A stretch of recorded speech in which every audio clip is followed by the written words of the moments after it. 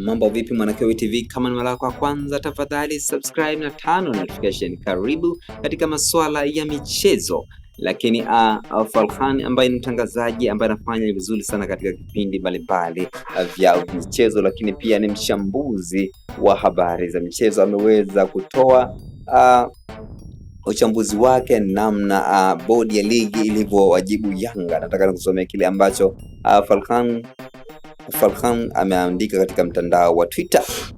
Akaanza kuandika hivi: kwenye barua ambayo TPLB, yani bodi ya ligi, imewajibu Yanga na yenye kumbukumbu namba TPLB ya mwaka 2024 625 ya Machi 16 mwaka 2025, imewaambia Yanga hawawezi kupewa alama tatu kutokana na kuwa na hakuna kanuni ya ligi kuu inayoamuru jambo hili, ambalo TPLB imewapa sababu takriban 10. Nitazieleza kwa uchache. Moja, mchezo uligairishwa na bodi majira ya saa 8 mchana, ambapo baada ya bodi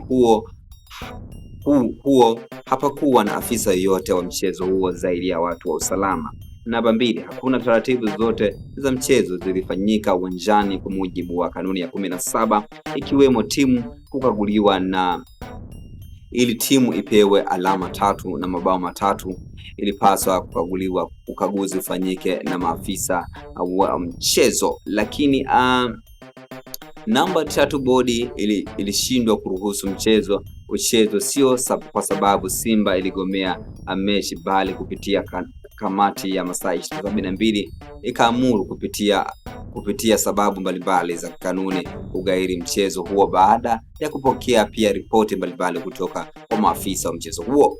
Nambari 4, Yanga wameambiwa kwamba hakuna kanuni inayosema klabu mgeni anapaswa kuwataarifu wao kwamba wanakuja kufanya mazoezi, hivyo suala la mawasiliano ni mwongozo tu wa bodi. Hivyo Simba haikuvunja kanuni kutowasiliana, bali ilivunja miongozo. Nambari 5, Yanga wamewajibu kuwa hawatowapa alama 3 kwa sababu za kugaili mchezo zilikuwa ni za kiusalama, ambapo kulikuwa na tuhuma za rushwa, vitisho na kasoro za kiusalama. Hivyo ingekuwa ngumu kuruhusu mchezo uendelee, ambapo ungeleta kasoro kabla, wakati na baada ya mchezo. Nambari 6, Yanga wanalaumiwa na bodi kitendo cha kupeleka timu uwanjani wakati mechi imegailishwa, ni kinyume na kanuni ya namba 49 ndani ya mabano 10 katika kifungu cha 18, na imeonesha kupingana na mamlaka. Nambari 7, kuhusu gharama za mchezo ambazo Yanga wamezingia, bodi inasema itashughulikia kikanuni. Lakini nambari 8, bodi imewatakia Yanga maandalizi mema ya mchezo ujao wa dabi, ambapo watawapangia rasmi tarehe ya mchezo huo. Hayo ndiyo baadhi ya majibu ya bodi kuelekea kwa Yanga.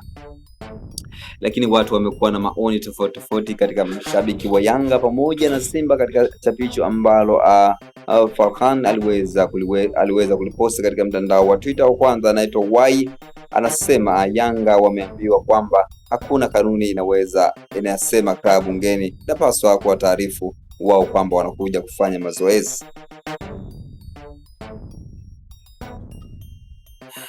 Lakini presenter No anasema we mzee akamtagi hapo Clement, umefika hapo. Lakini Shapo anasema du. Lakini Antode anasema mwanzo walisema Simba hawakutoa taarifa, leo wanasema Simba hawakutakiwa kutoa taarifa. Lakini Jacqueline Gimo anasema mechi ilihairishwa kwa sababu za kiusalama. Swali, je, usalama gani wakati Simba ilishatangaza official kabisa kupitia barua yao kwamba hawapeleki timu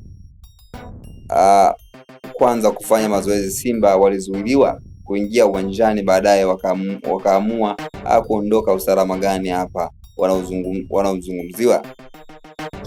Lakini Ami anasema hapa kwenye viashiria vya rushwa, sababu za kiusalama na kupeleka timu nje ya kanuni ndiyo sababu itakayowakanyaga Yanga. Kiufupi, kupishana na mamlaka utaumia sana, maana bado safari ni ndefu.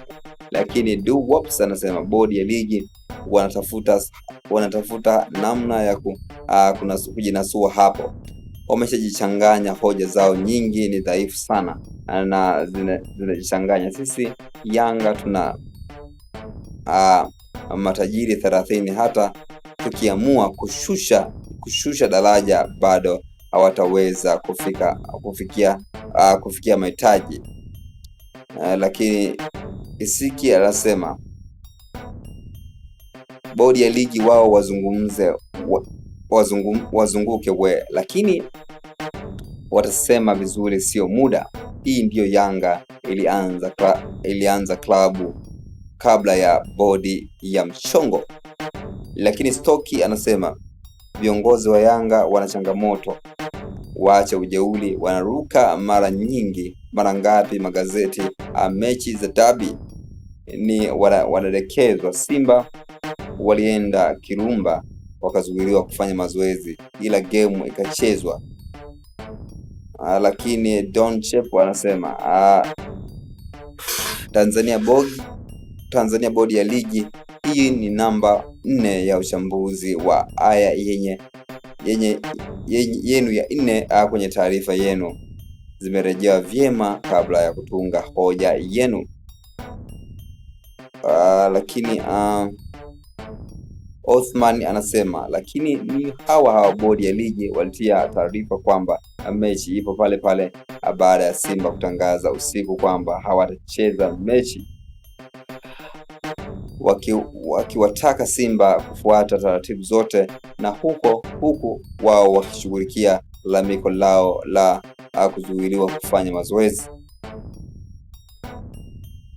Lakini George anasema wana viherehere vya kujifanya wanakwenda CAC, na sisi tumesema wacha waende huko. Kama walishindwa kesi ya Bernard Morrison, trip watahakikisha sio faini tu peke yake watapatiwa ikibidi hata washushwe. Lakini Profesa Bonka anasema waandishi hawa bodi ya ligi ichunguze, imejifunga wenyewe hapo kwenye upotoshaji mkubwa sana.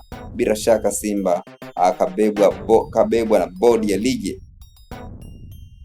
Lakini Mtanzania anasema tuliwaambia barua yao ya muhemko ya kuashiria mechi itawakaba shingo wao wenyewe.